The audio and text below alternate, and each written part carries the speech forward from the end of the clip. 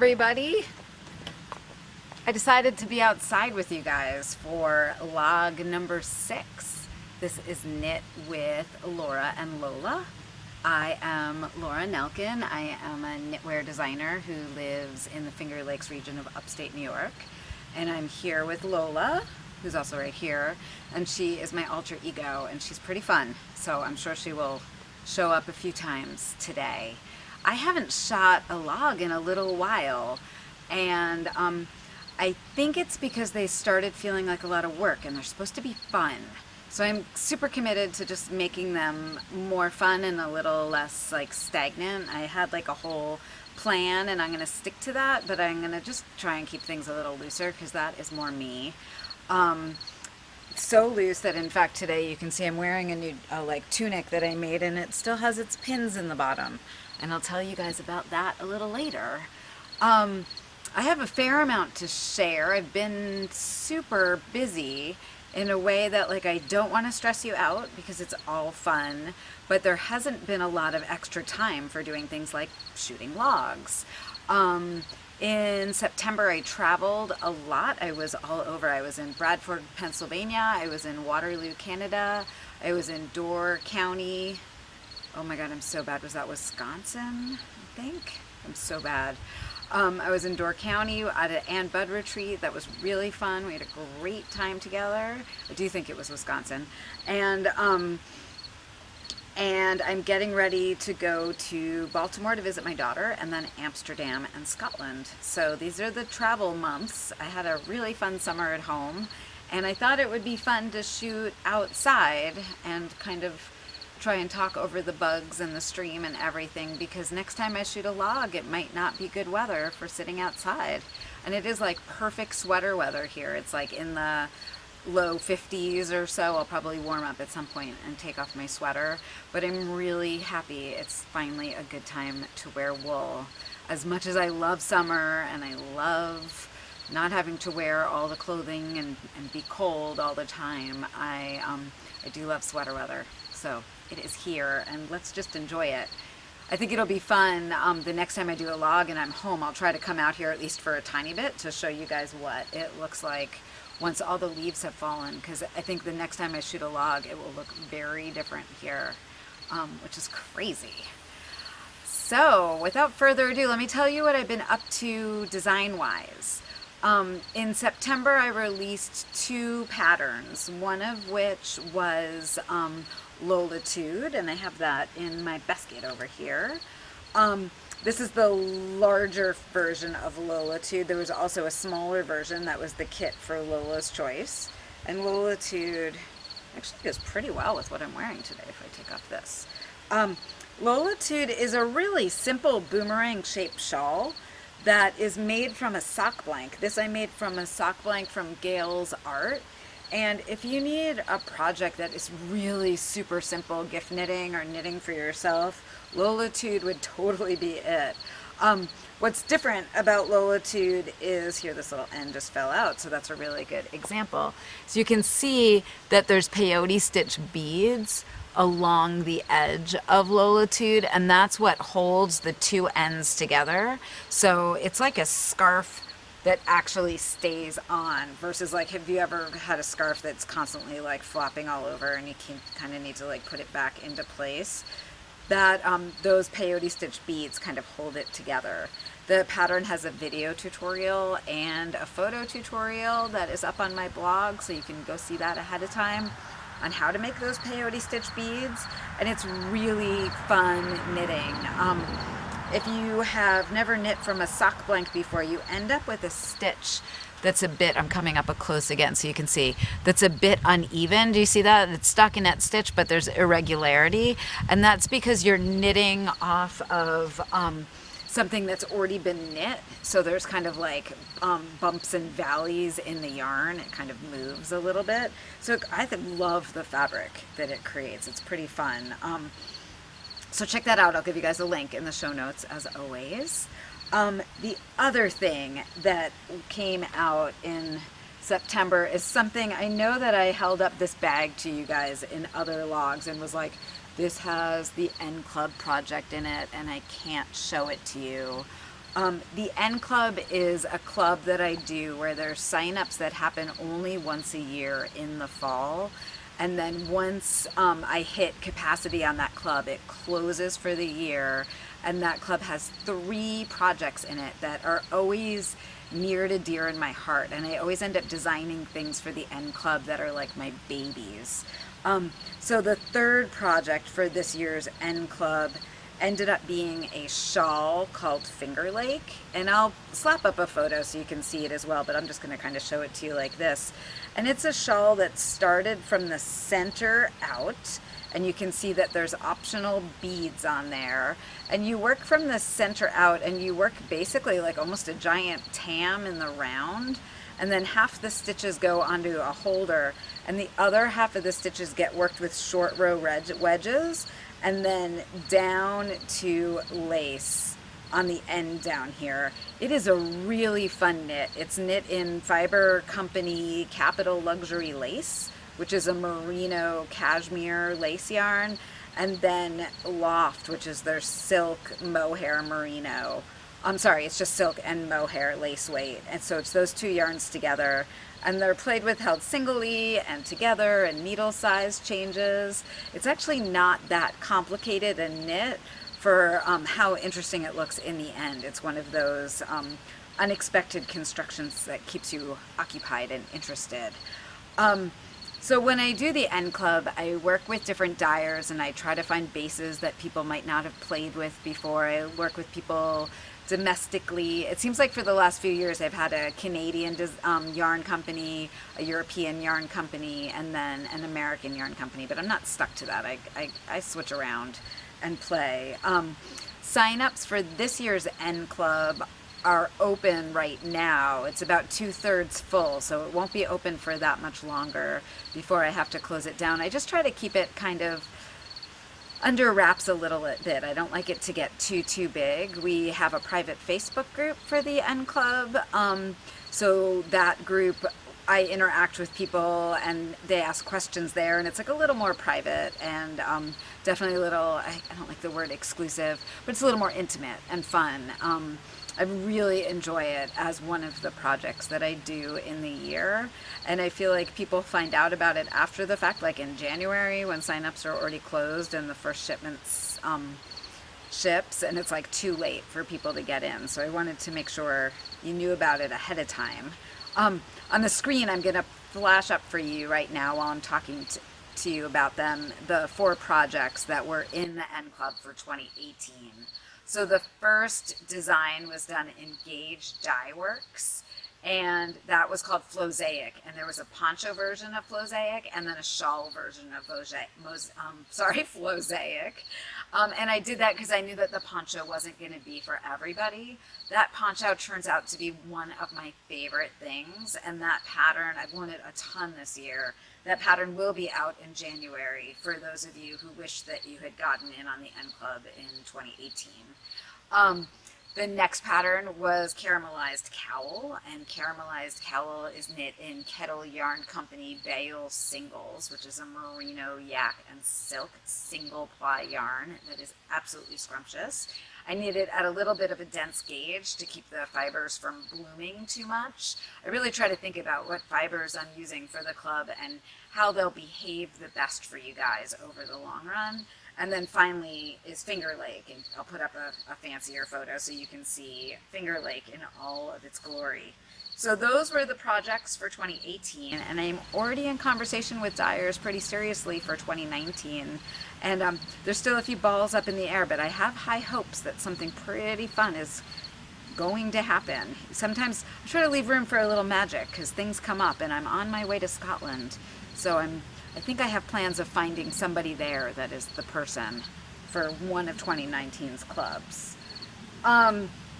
So Lolatude and Finger Lake came out. Polka, which I am wearing because it is finally time to wear polka, is that Novus Construction dolman shaped sweater that I know I've told you about in past vlogs. I'll give you guys a link if you haven't seen polka yet. I'll do like the little polka dance. Oh, a polka. So we've had a knit along for Polka. I think there's like 170 of them up on Ravelry. People are finishing up. You are welcome to join the knit along at any time.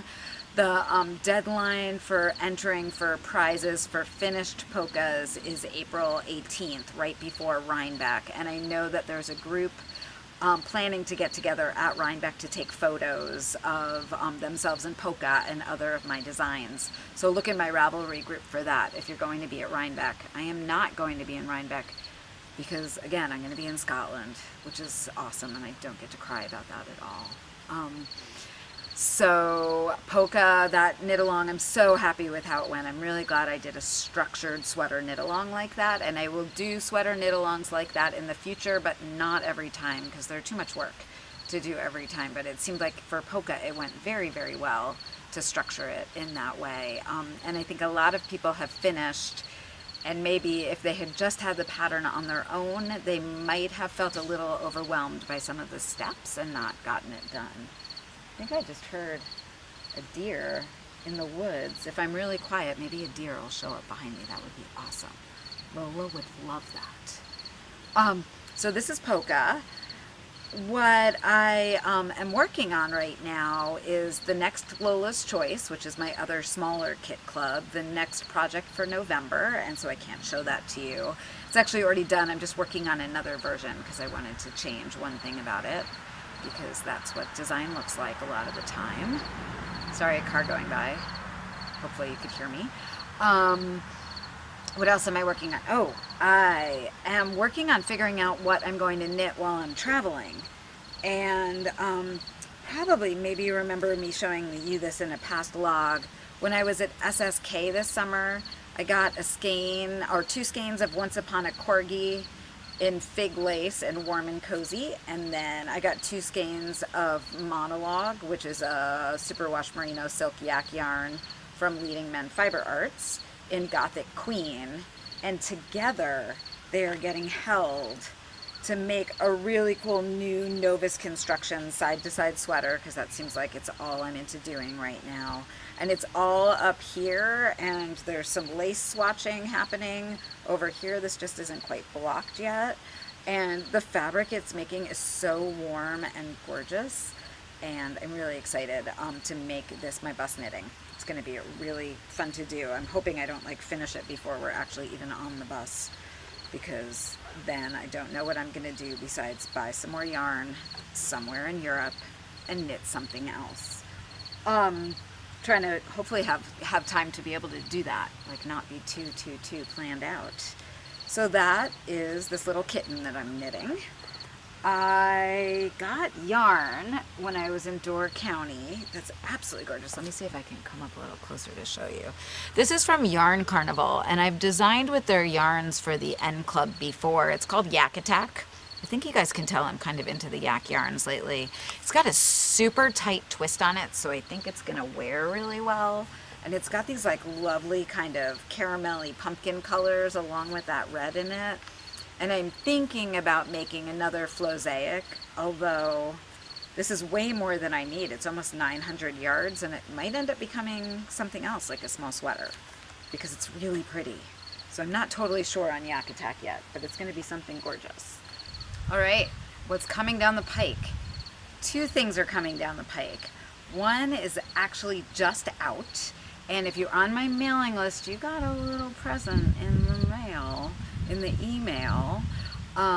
If you're not on my mailing list, you should sign up for my mailing list, because every so often, as the spirit moves me, for absolutely no reason besides that I love you, I do fun things. So to those of you on my mailing list score, you have seen Brioche Aapke. And Brioche Aapke is my latest hat design, and it's based on brioche topper. So I'm going to post here's a photo of brioche topper if you haven't seen brioche topper before. That was a super easy brioche hat worked in the round that came out last November. It is a really fun knit and a great first brioche project if you've never knit brioche before. And I wear my brioche topper. I actually have one that has a hole in the top for my ponytail, because I wear my hair up in a bun or a ponytail a lot in the winter. So that's written into the brioche topper pattern. And this year I thought it would be fun to work with a gradient yarn again, just like brioche topper, but work with a little bit of a lighter weight yarn and introduce a few increases and decreases into the brioche stitch to have just like some really simple brioche lace as like a way of building your brioche skills slowly. So it's called Brioche Aapke. There's a photo here. My girl dyed her hair, or actually I'm going to tell you the hat was done and her hair happened to be blue, and I was super psyched because they look great together. And that pattern is sized. Take a look at all the hats the other testers have knit, because a bunch of testers didn't use a gradient yarn, but they used just like a contrasting yarn, and they look really great to just grab 2 skeins from your stash and play with them together. You don't need a lot, particularly for that contrasting color. Is probably under 40 yards for the contrasting color. And I asked all the testers to put notes up on their Ravelry pages, so that is all there for you if you need it. Brioche Aapke I knit with Cloudborne Yarns Alpaca Color Change Sport. That's all linked on the Ravelry page. It really helps me when patterns go live if you go over to the Ravelry page and check them out and maybe favorite them and queue them and leave a comment. It helps patterns rate higher on Ravelry, and I always really appreciate your support with that. It's a funny thing, I'm not really asking, but if you feel like it, I'll send you extra kisses. That was Lola again. I keep looking for the deer to see if it's coming, but I think it just passed by. Oh well. The deer all know that our property is safe because our neighbors hunt on each side of us, and we have this kind of like 5-acre lot in the middle and with a bunch of woods. Here, I can like turn this a little so you guys can see our woods. You'll see my messy garden. But that's where I heard the deer from, right over there. But anyway, let's see if I can center this back on the chair well and go back to it. So we end up with a lot of deer in our yard, and we have apples and crab apples and stuff, and they really like to munch on the apples. And now that Noche is so old, she doesn't quite chase them away like she used to. So that's Brioche Aapke. Definitely check it out if you need to do some hat knitting, gift knitting. That is a great pattern to play with. You can crank a few of those out because we're starting to get into gift knitting season, I'd say. The next thing, and you guys saw this in the last log, is the Lopi sweater with the Lopi that I got, the Let Lopi that I got in Iceland. This sweater is basically almost ready to go. It really is, like, it needs like one more quick edit on the neckline. I just kind of want to fix the directions for that a tiny bit to make it cleaner. But since I'm leaving to travel for 3 weeks, it just doesn't make sense to release until I'm back. But earlier this week on Instagram and Facebook, I did a sweater quantity yarn giveaway for help with a name for it because it still didn't have a name. And here I wrote down some of my favorites, and then I'm going to tell you guys which one is the winner. And I've also already posted that on Facebook and Instagram. Some of the names that I really liked were, I liked Gorge Trail, because that really looks like a trail coming up the front of the sweater. I don't know if you can see it very well. There's like a cable panel coming up the front right there. I liked Gorge Trail. I loved Lava Tubes, because it totally looks like lava tubes, and I almost really want to call it Lava Tubes. Long and Winding Road. I love Crosstown Traffic because it makes me want to sing Jimi Hendrix, like, crosstown traffic, just trying to get through to you. I am never going to be a singer. You know that song, Crosstown Traffic, by Jimi Hendrix. But there is already a pattern on Ravelry named Crosstown Traffic, so that was going to be the winner. But unfortunately, I try not to name things where a name has already been used. I hear a giant truck coming. Oh, it's a school bus. Yay. Does not have my child on it. Another name that came up a few times that I liked was the Road Not Taken, or the Road Less Traveled. Both of those I really liked, but wasn't quite it. And then Matrix, which I also liked, but I have a feeling that there's patterns on Ravelry called Matrix. So it is really between Lava Tubes and Leo, Leio. And Leo is Icelandic for pathway or route. Um, and I think that what I'm going to do is, because I got this yarn in Iceland and it so reminds me of Iceland, I'm going to go with Leo. So the winner is Vanessa Viles, came up with that name. She had great reasons for the name. Besides that, in Icelandic, Leo, and it's Leio, means Icelandic for pathway or route. That also kind of applies to the novice construction, because the novice is kind of like its own pathway into sweater design and architecture. So I think it applies well in both ways. And although I really do like Lolatude, I think I'm just going to hold on to Lolatude as an idea for another pattern. And I want to thank everybody who gave ideas for names. I had over 200 entries, and really there were some fabulous, fabulous ideas. I really appreciated it, and a few of them are going to get used at a later date because they should not be forgotten. There were some great ones. So thank you again for helping me out with that. I really needed that, and congratulations, Vanessa.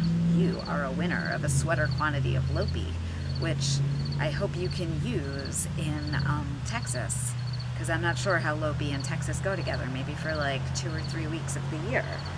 That sweater, because I'm not going to be around to support people and get you going, in like a week or two in my Ravelry group, so make sure you're in my Ravelry group, I'm going to post a thread with yardage information for the sweater.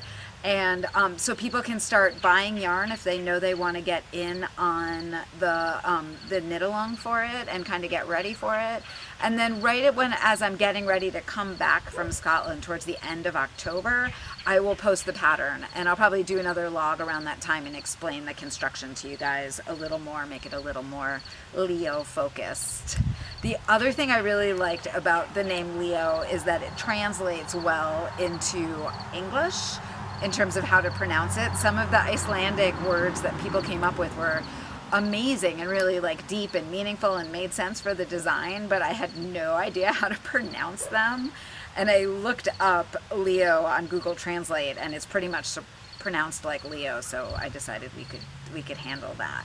I'm sure that makes sense. Finally, the last thing I want to tell you guys about, could you see me getting undressed for you, is I've been sewing a lot, because my MO when I am getting ready to travel is to stress sew. And it's not because I want to stress sew, it is because I'm looking at my wardrobe and I'm seeing holes. Like, I'm wearing a brown shirt I just finished sewing that I need to fix that trim right there on. And that's because my other brown long sleeve shirt looked like crap, and I try to like have pieces that aren't totally worn before I go travel, because they get a lot of wear while I'm traveling. So I made this shirt. It's not going to be so easy to see, and maybe I'll show it to you guys in another log or like in an Instagram photo at some point. But it's got a dolman sleeve right here, and then a drop, like way far down drop shoulder, so the sleeves fit tightly, but it's a little wide in the body. It's actually based on a shirt that I got that's like from H&M, and I love it. It's cropped. I wore it all the time, and I decided that I needed to make some, and this weekend I made 4. But the reason I was able to do that is I have a dear friend with a serger that works really well. It's an industrial serger. So I cut out one and sewed it on my machine and made sure it worked. And then once I knew I liked the pattern I made, I cut out 3 more, and I went over there on Monday and like whipped them out. So thank you, Kate. I appreciate you and your amazing magical industrial serger. And I just have to like do some finish work on my machine, and those are all done. And then what I'm wearing on my body is not actually done, which is really funny. So you can see down at the bottom, I'm going to try not to lift it too much because that would be inappropriate, that there's still pins. So I need to hand sew this hem, and I'm going to do that in the car this weekend when we're driving down to Baltimore. Instead of doing any knitting, I'm going to finish up this jumper. And this is a Patricia Camilla pinafore by Audacier or Ellen Mason. She sells her patterns on Etsy. She's on Instagram. She's great to follow. She's always designing new pieces. And I made 2 of these, I think, last fall, like end of last summer, last fall. And I really like them because they're like a pinafore style dress, and I'm going to turn around, but they're not super wide. Like they fit in a really flattering way. And I love the way, I have no idea if you can see this or not in the back because I'm facing away from the camera, but I love the way the back does that little V right there. So it's incredibly comfortable, and I know I'm going to really enjoy wearing this as I'm traveling. It's got a nice big pocket. I lined the fabric, and I'll tell you about the fabric on the outside with some silk on the inside right there, some silk with flowers. This fabric is hand woven wool that I got when I was at Kerry Woolen Mills. Sorry, I'll sit back down. Kerry Woolen Mills in Ireland last spring. And I know that when we're in Scotland, we're going to some mills, and I'm going to be wanting to buy fabric. And I decided that before I was allowed to buy more fabric, I had to sew up some of what I bought last year. So this was the main yardage I bought last year, and now it is a pinafore. I still have to fix I think I just have to press out the darts a little bit. If those are bugging you, they're bugging me a tiny bit. That was Lola just showing you my darts, if you will. So I've been sewing on the cooking front. I have been making a lot of slow roasted tomatoes, and I will give you guys a link to the New York Times article I've been using for making those because it hasn't frosted here yet, and we're still getting tomatoes from the farm, and I've been pretty much just making those as tomatoes come in, and then I've frozen some because you can like puree them for sauce later. Or we've just been eating them on crackers with cheese, and that's great. Or like I made omelet the other night, and then we had a pile of tomatoes on the side. So 'tis the season. The other thing I've been making a ton of to eat, and I'm going to make more tonight because I get hungry when I think about them, are delicata squash chips. And it's where you take a delicata squash and you cut it in half and take out the seeds, and then you just kind of like slice it up into sections, and then you roast them at like 425. I've used olive oil and salt and a tiny bit of chipotle pepper paste that's in adobo sauce, just like a teeny tiny bit because it's spicy. And then you roast it at 425 for like 10 or 12 minutes till they get crispy. And those are super yummy, and I could eat them for breakfast, lunch, and dinner if we had enough of them, because we've been getting a lot of squash from the farm too. So clearly I had a lot to tell you guys about in this vlog. I hope I wasn't boring or something. It's weird not to have interaction. I do like having interaction, which you get to have when you do Facebook Lives. So I think I might try like a YouTube live event when I come back instead of doing Facebook Live, because I feel like more people can get onto YouTube, and it's also closed caption, which I know some people really appreciate. I think there's, after the fact, you can make them closed caption. So I am going to work on that when I get back from Scotland at the end of the month. Please follow me on Facebook and Instagram. I'll definitely be posting our adventures. I'm sure there will be some silliness. I will be at Stephen and Penelope in Amsterdam next Saturday, I believe that is. So I think that's I'll put the date in the show notes, but I'm doing a meet and greet in Amsterdam at Stephen and Penelope next Saturday. And then that's October, whatever, it's gonna be in the show notes, stop. And then I am meeting a group in Scotland, and we are doing a trip together. So I'm very much looking forward to seeing everybody on that trip. There are some people I've traveled with before, and some people I have never traveled with nor met, and I'm looking forward to making some new friends. So be well. If you have any questions, leave comments here or over in my Ravelry thread. This was LLK number 6, Knit with Laura and Lola. I appreciate you watching. Thanks.